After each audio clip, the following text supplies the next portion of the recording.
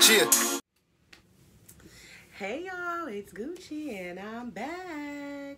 So today's Friday upload is going to be about vending events, being a vendor at vending events. I've mentioned vending as a crafter, or even as a person who buys wholesale and sells retail in a couple of my other videos, and I got a couple of messages like, what is that? You know, how do I do that? What do I do to get into it? And so what I have done for you guys is I have created a vendor checklist. If you send me an email at Guccicraftz@gmail.com, that's GUCCICRAFTZ as in zebra @gmail.com, and you put in the subject line GC, that's G as in George, C as in Charlie, vendor checklist, you will get the actual vendor checklist back to you in your email that we're going to go over tonight. So to start, what is a vendor? You know, what is a vending event? So when you go out to vending events, sometimes they call them pop-ups, or you can even vend at a flea market. You can vend at a street fair. It's wherever you are selling whatever goods that you have, whether you've made them or again you bought them wholesale and you're going to then sell them retail. So before I go over the vendor checklist, just want to go over some places where you can actually find vending events to do. So there's this one wonderful website called festival.net. It's called festivalnet.com. So festivalnet.com. And if you type in your zip code, they show you a bunch of vending events that are in your area. The website is pretty cool. It even has like a little marketplace on there, and I'm not sponsored by them, by the way. I just find it a good website to find vending events. And so like I said, you can type in your zip code, you go there, and you can find an array of vending events that are in your area or within a 50-mile, 100-mile, you know, whatever radius that you set within the search bar, and you're able to actually see information about the event. You can see what their vending fee is going to be. So most of these events are going to charge you a vending fee, and that vending fee can range anywhere from $50 to $150 for smaller events. If you're doing really large events like expos or concerts, or sometimes if comedians have a comedy show, like say if they did something, our big theater out here I guess would be like the Paramount, or if somebody did something at the Coliseum, usually within the lobby areas or within the hallway areas where you have to walk through to actually get to your seat at the venue, they will have people lined up out there that are selling things. Those are vendors. And so you generally, with big places like that, your vending fee could be $300 and up. Okay, if you decide to do a vending fee that is $300 and up, you need to make sure that that event is going to be able to afford you to make that money back, because you don't make your profit until you at least get your vending fee back. Okay. Another great place, like I mentioned a little bit earlier, is flea markets. You can go to the flea market and sell your goods. Flea market fees are usually anywhere, in California at least, between $25 and about $35 to go to the flea market. So it's pretty easy, hopefully, to make your vending fee back at flea markets. Also, another surprising place to find vending events is Facebook. Like, I found so many vending events on Facebook. You know, Facebook has that event section, and sometimes, you know, you might see a friend post that they're interested in going to this concert or going to this fair or whatever. A lot of the times, those places actually have opportunities for you to actually vend, sell your items. And so sometimes you have to actually click on the event itself, and maybe go to their page, and there may be a link or a section where it says, you know, to vend, you know, press here, or it might say, you know, sellers or whatever. But a lot of the times those events actually do offer slots for vendors. Also on Facebook, there are a lot of vendor groups. So I'm in a couple of vendor groups where promoters or people that are throwing the event will actually post in those groups and say, hey, we're looking for vendors. You know, I have 10 slots I want to fill. Inbox me or email me if you're interested. And a lot of them list what their actual vending fee is going to be. And I've seen some on there where the vending fee was as cheap as $10. Okay. And so, you know, hopefully you could go there and make your $10 back. Now, one thing I do want to say about vending events is that they can be hit and miss sometimes, okay? And I'll get into why in a little bit later. Another place you can find vending events like wash houses or coffee houses. I know this is a coffee shop by my job, and in the back of the coffee shop they have this little bulletin board where businesses or people can leave flyers or business cards or whatever. It's a great place to leave your business card or pricing list also. But you can go back there and look and see if there are any vending events listed there or any events listed there. And then you can look it up on your phone. Everybody always has their phone. You're probably watching me on your phone right now. Okay. And you can look it up and you can see, you know, are they actually offering any vendor slots, or if they have a phone number on there, call and ask. I mean, the worst thing that could happen is that they could say no. And you're like, oh, well, okay.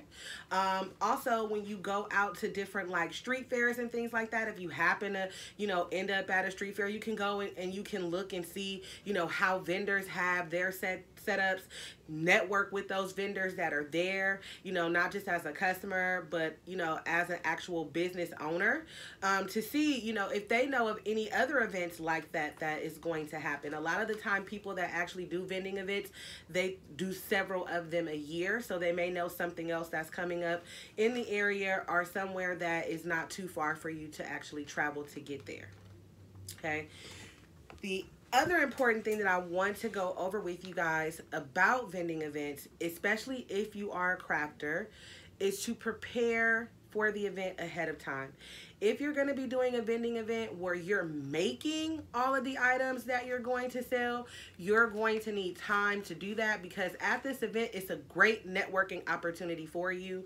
But at this event, you want to make sure that you're putting out a high quality product, because your name is getting out there. Sometimes, depending on the event you do, it could be hundreds of people at the event, or it could be 20, 30, 40, 50 people at the event. Whatever the case may be, anybody that walks by your booth or your table is seeing you and they're seeing your product. So you want to be able to put out a quality product. When I'm doing a vending event, I try to go for the events or learn about them at least a month or two in advance, okay? Because I can start out, you know, a month in advance making the things that I want to make for that vending event, which brings me into my second point, which would be to research the event before you actually pay your vendor fee. So what you want to do, first of all, is you want to make sure that the promoter that is throwing this event is legit. You know, that they're not just going to take your money. You want to make sure that they're organized, and you research that just by how they're communicating with you when you're speaking with them about the event. And then also research the area that the event is going to be in. Is it going to be at a fairground? Is it going to be at a park? You know, what does the neighborhood look like? What does the parking look like? Because when you're doing events, especially some events that are outside or even events that are going to be inside at buildings, if there's not a lot of parking around there and you're not in a city or a town where mainly everybody uses public transportation, so you're not worried about parking. For us, it would be San Francisco, East Coast, probably New York or something like that. You know, parking is very scarce. And so a lot of people take public transportation. But there are other cities, like where I'm from, Oakland. I mean, there's parking in certain parts of Oakland, and in other parts of Oakland, there's not. If there's not a lot of parking, the accessibility for customers to actually get to the event can be limited, and so there might not be a lot of people that come to the event. Another way to research the event is to look at the promoter's social media, or to look at the social media page for the actual event. You know, if it says on the advertisement 3rd annual event, okay, then you know that they should at least have pictures from the first 2 that they did. And so you can look at those pictures, you can see how vendors have their booths set up. And you can look at the consumer base in those pictures. You can see, are there a lot of children there? You know, are there a lot of older people there? What is the demographic for the actual event? And is it going to be one that fits into your business? If I specialize in making coffee mugs and I'm doing a home and garden, okay, I may want to make my mugs so that they have flowers on them or plants or, you know, something like that. And then you want to look and see, what is the demographic? Are there a lot of kids there? Okay, I can't use my really, you know, adult mugs. Or, you know, is it a lot of older people there? What is the crowd demographic for the event? Another thing you also want to ask the promoter is what kind of vendors are going to be there. A good promoter and a good event person, that's probably not the best word for it, but y'all know what I mean, is not going to book more than one or two businesses that are the same.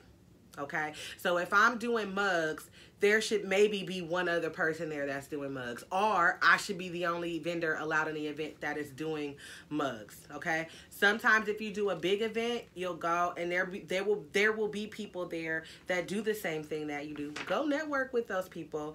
You know, go over, you know, ask how much this is or how much that is. That will actually help you with your price base. Which brings me into my third point about vending events.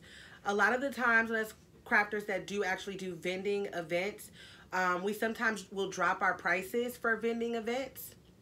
And so you don't want to drop it too much because you still want to make a profit. But what I do when I go to vending events is I have, you know, my set prices for my items that are already made. They're not going to be custom items unless you bring your machine with you to the event, which you can do if you have the CRICUT or the CAMEO. If you are a wholesaler that's doing retail, of course, you know, you'll have your items. But what I suggest you do is you have your base price for your items. Again, as an example, if I'm selling mugs or glasses, I say, okay, my mugs are 1 for $10 or 2 for $15. In order to get that, you know, get one of them for $5, you got to buy 2. So you got to do 2 for $15 or 1 for $10. Okay, that will be my base price for my glasses and my mugs. Now, if I notice that, you know, I've had 5 or 6 people walk up and they seem like they were interested, and then once I told them the price, they no longer wanted the glass, I would then go to my backup pricing. So when I do vending events, again, I have my base price and I have my backup pricing. So say my backup pricing would be, okay, you know, one glass is $8. I wouldn't offer the 2 for $15. I would just drop that price down to $8. Okay.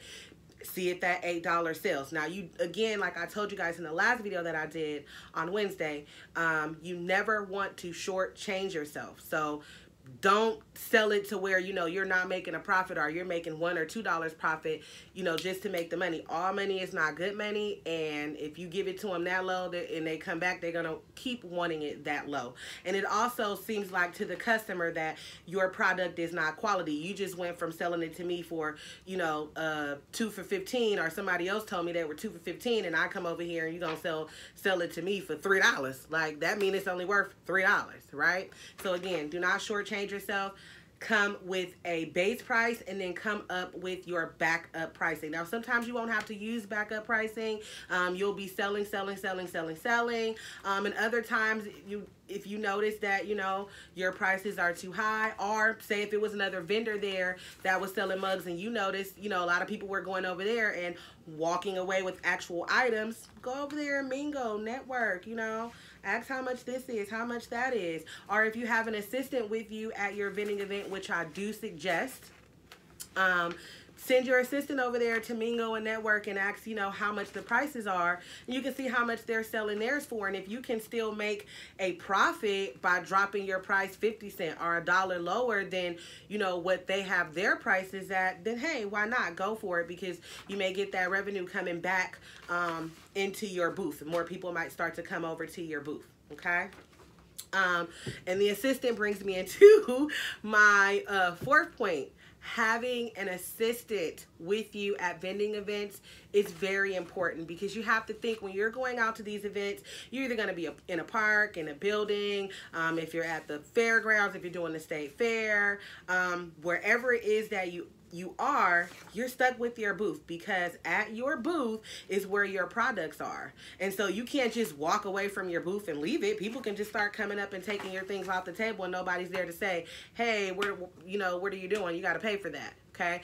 And it works. It works better if you have an assistant with, loading, unloading, helping you to pay attention to multiple customers that are walking up to your booth, so nobody feels like they're being rushed in a transaction because you're trying to get to this next person, and the next person doesn't feel like you're taking too long to come and take their money. Okay, shouldn't have to wait to give you their money. So it's always good to have that assistant with you there at the events. I've done events solo. If you can't get an assistant, you just can't get an assistant, girl. Go out there and make your money, boo-boo. Okay, but just remember that you're gonna be there about 5 or 6 hours. I've done an event where it was an 8-hour event, and without an assistant, within that 8 hours, you're gonna need to at least use the bathroom. So it's always good to have somebody there with you to help you out at these events. Okay. So the next thing that I want to go over is our vendor checklist. Okay, things that you will need to go out and do these vending events. Remember, if you email me at Guccicraftz@gmail.com, that's GUCCICRAFTZ as in zebra @gmail.com, spelled the same way my channel is spelled, and you put in the subject line GC, that's G as in George, C as in Charlie, vendor checklist. You can get this checklist sent to your email, and you can print out a couple of copies, and every time you get ready to do a vendor event, you can just check it off to make sure that you have all of these things. Now, I came up with the list just as from my experience with doing vendor events, and just having the things that you will actually need, that I feel that you need when you are doing these vending events. Okay, so of course the first one is products. You need something to sell, and remember, you need to plan ahead if you are making the actual products. Product packaging, bags, boxes, whatever, and labels. I have a video on making labels, so go check that out. Cutting for Business. Learn how to make a simple business label. It is very important to brand yourself, especially when you're at these events. Okay. Business cards and a business card holder. You don't want to just throw your business card on the table. You want it to look nice and presentable. You can get business card holders from Amazon, Walmart, Walgreens, wherever, and they're very, very cheap, $3, $4. Even I think IKEA has business card holders. A 6-foot table. It is very imperative that you invest into your business. Okay, I told you guys when I did the pricing video that you have to invest into your business. You have to invest into yourself, okay, if you want your business to grow. Most vending events will require that you have your own table. Okay, now in the beginning, if you like, you know what, I'm doing this vending event on a poor man's budget, bam, go out and rent a 6-foot table. There are party supply stores where you can rent, tables and chairs for under $20. However, a 6-foot table will run you anywhere from about $40 to $50, depending on where you get it from. Walmart has them, Costco, Amazon. I even seen one at Walgreens not too long ago. So it just depends on where you go to get the table, how much you'll actually pay for the table. But it's an investment to have that 6-foot table. I actually use one. I have 2 6-foot tables, and I actually use one of them in my kitchen when I'm making my custom trays to actually dry the trays out with the epoxy in the kitchen. They come in handy. You can also double up and use them for your kids' birthday parties, or your mama, your daddy birthday party, whoever. But I can guarantee you that it will come in handy, not just for your vending events, but for other life events as well. $40, $50 is not a bad investment. It will make its money back. Also, for that 6-foot table, you want to get a tablecloth. Now, putting your logo on this tablecloth is optional. I generally, when I go out to vending events, I have a little banner that I put in the front of my table, which I have on this list as optional to get a banner. A banner, I go to Office Depot to get my banners done. You can customize them online yourself, or you can go to any, you know, like little custom mom and pop shops if you want to support small business. I use Office Depot because it's a one-day turnaround. If I ordered it tonight, by in the morning it'll be ready for me to pick up, or by afternoon I'll get an email saying it's ready for me to pick up. I did not put my logo on my actual tablecloths because I use them for other things too. When I'm not doing just my events, I also help people set up their vending booths as well, other vendors. So sometimes I'll use my tablecloths for that. But if you have a CRICUT or a CAMEO, it's easy to do a print and cut and get your logo on there. Or if your logo is something that's simple, you can do it with vinyl. There is a way that you can make something as big as you want to in CRICUT if you use the slice feature. Also with the CAMEO, which I'm still learning. Okay. You also want to take at least 1 to 2 chairs with you. Of course, if you're doing the event solo, you can only take 1 chair. I always take 2 chairs with me, even if I am doing the event solo. Standing up and actually interacting with people, there are times when I need to sit down and rest my feet, so I'll use the second chair to prop my feet up.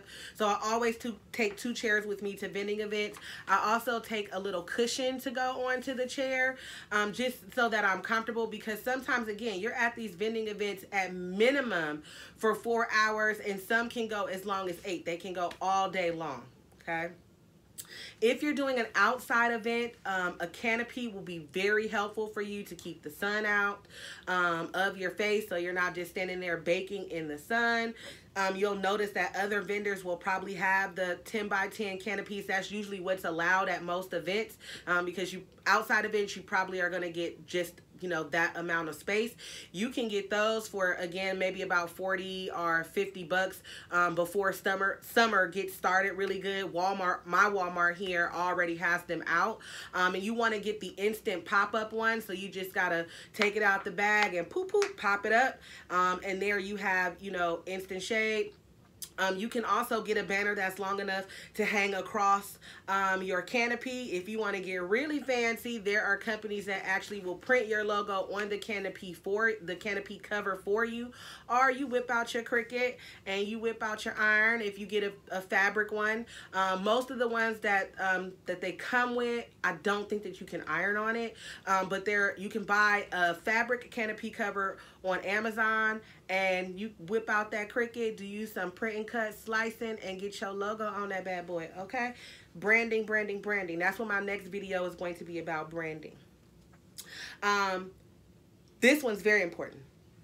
Lockbox or pouch to secure the bag. You want to secure your money. In a perfect world, everybody that we run across will be honest, okay? And they won't steal. But we don't live in a perfect world, and so it does happen. And so if you're doing the vending event alone, I suggest you get like a fanny pack or a pouch, something where you can keep your money on you, on your person. If you have an assistant with you, it's okay to actually do a lock box, but you want to make sure that you keep that lock box where customers can't see it, or it's not readily available for somebody to just walk in your booth or walk by your table and just pick up your lock box and go, okay?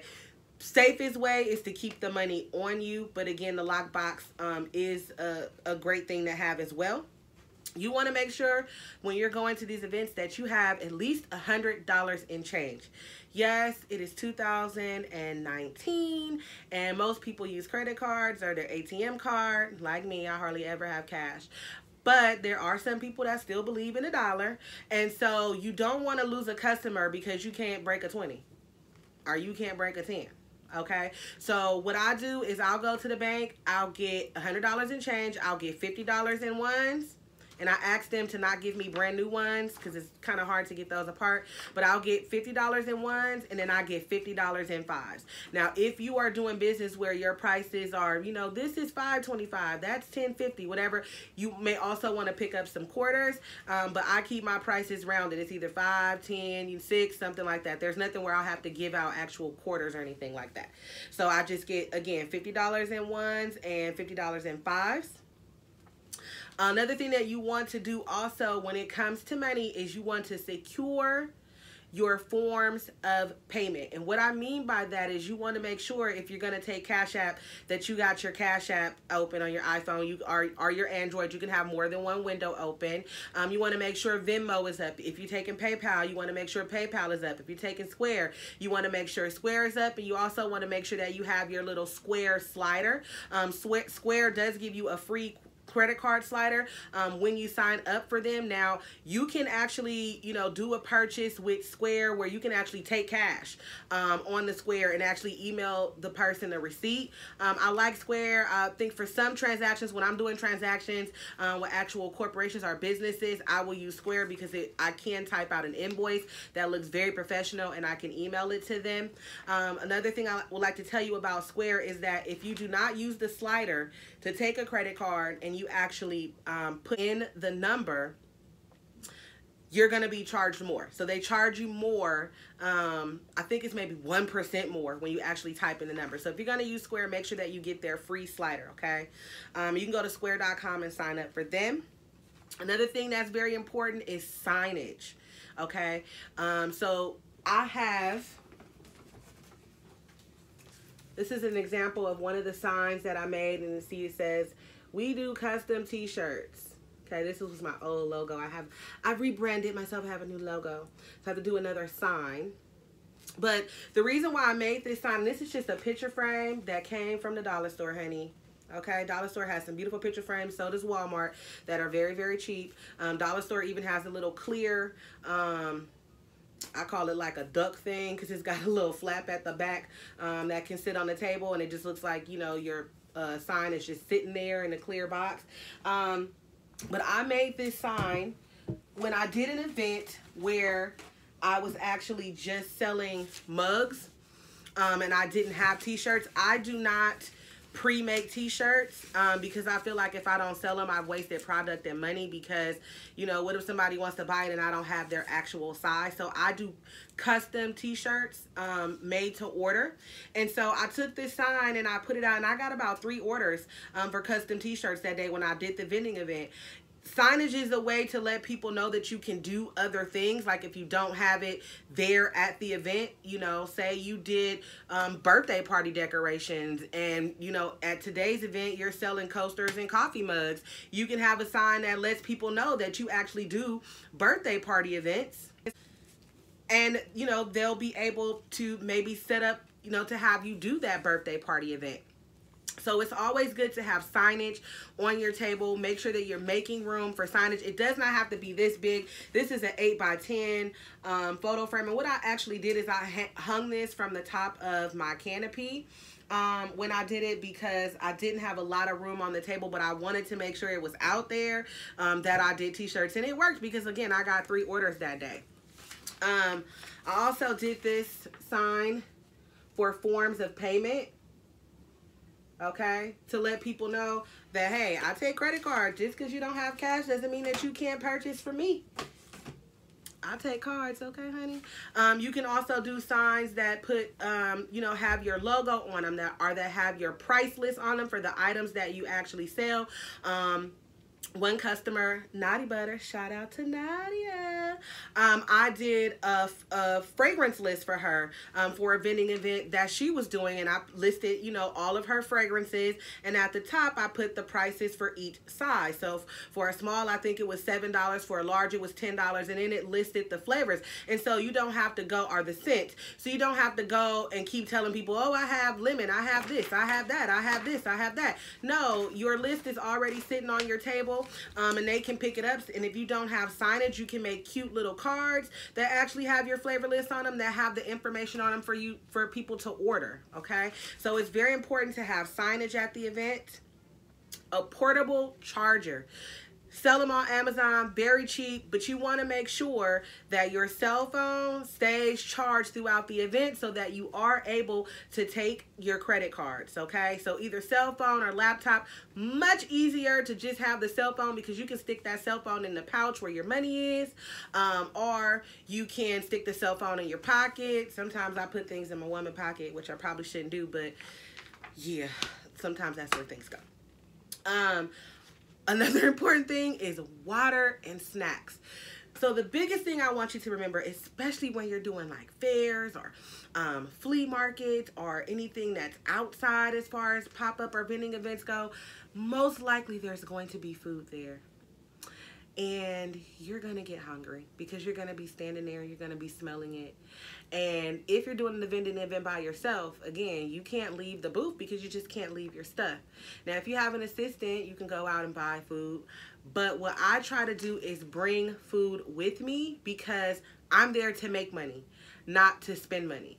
Now, I do want you guys to go out and network with the other vendors that are there, but don't go spending all the money that you just made at the event, okay? So it's important to bring water and snacks with you so that you're hydrated and you don't get very hungry. When you're hungry, you get hangry, hungry, and angry, and you don't want to be like that with your customers. You want to keep that upbeat, chipper, smiling, you know, great customer service attitude throughout the whole event. So, you know, you got to do some water and a Snicker bar, some chips, make you a sandwich, girl, or go to Subway for something.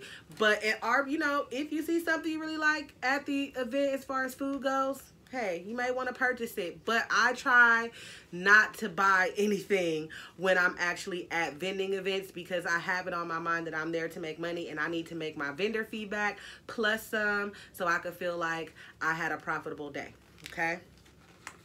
A clipboard with email sign-up list.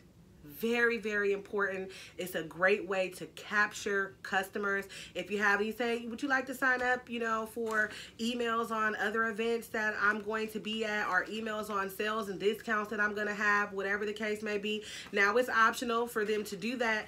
Hey, you might get 3 or 4 email addresses, but at least you have 3 or 4 potential customers. You actually have a way to create a rapport with the person that just left your booth. Other than that, you may never see them again, and you weren't able to, you know, to capture any revenue from them. But if you have their email address, you can send them emails for deals and coupons and upcoming events and things like that. Optional on this vendor checklist, at the bottom I have flyers advertising your products, like little bitty flyers that they can take away from the table that may have your Instagram, or if you have a website, it has your website on it. It has a phone number where they can reach you, or your email address. A banner, like I said, I have a banner. I don't have my logo on my tablecloth because I try to keep them versatile. Also at the booth, you can have coupons or a discount code to your website for if you have a website for customers that have purchased something from you. Those I would only give out to people that actually have purchased something from your booth. So, you know, you can have it set where if you spend more than $20, you'll get a coupon to get 10% off your next purchase on the website, or 10% off your next purchase from your call-in order for me. And you want to make sure that your coupons have the ordering information on them, okay? So I hope you guys have enjoyed this video on vending events. Again, if you email me, and this is what I did on the laptop for you guys. So this is what was on the laptop tonight. And you'll actually get this, your vendor checklist, if you email me at guccicraftz@gmail.com. That's GUCCICRAFTZ@gmail.com. The subject line must say, my darlings, GC, G is in George, C is in Charlie, vendor checklist. Okay? The subject line must say GC vendor checklist in order for you to be able to get this checklist sent to your email. Exciting things that I have coming up. I am doing a custom tray seminar, you guys, March the 31st. Yes, it is going to be a 2-hour seminar. It is going to be everything on how to do custom trays, whether or not you're going to make a beauty tray, whether or not you're going to make a weed rolling tray, or tobacco if it ain't legal where you at. It's legal in Cali though. And how to paint, how to epoxy, how to glitter, just how to do everything tray, okay? And so I'm going to leave the link for that in the description box. Also, coming up in April, I have some April CRICUT classes that I'm going to be doing. It's going to be a 3-session class, everything CRICUT, everything CRICUT, okay? That's also going to be down in the description box. Those classes are going to fill up very quickly, so I suggest you go ahead and hop on over there. For anybody that is a Cameo user, SVG On Demand University, where I'm teaching the classes, we also offer classes for Cameo users. You may even see me in those classes, because if you watch my unboxing, I just got a Cameo 3 and I got to figure out how to use it. So I'm definitely going to be sitting in on those classes, okay? As always, like, comment, share. I take all good comments, all bad comments, whatever you got for me. If you feel like there's a video that you want me to do that you haven't seen, or something that you want me to talk about that has to do with business, because for at least the next couple of weeks, my Friday uploads are going to be about different things you can do with your business, okay? So my next Friday episode on next Friday is going to be about branding your business. Woohoo, that's going to be exciting. And I may even have something that you could do on your Cameo by then. Who knows? I got to get in the lab and I got to learn. Thank you, babies, for watching, and I will see you later.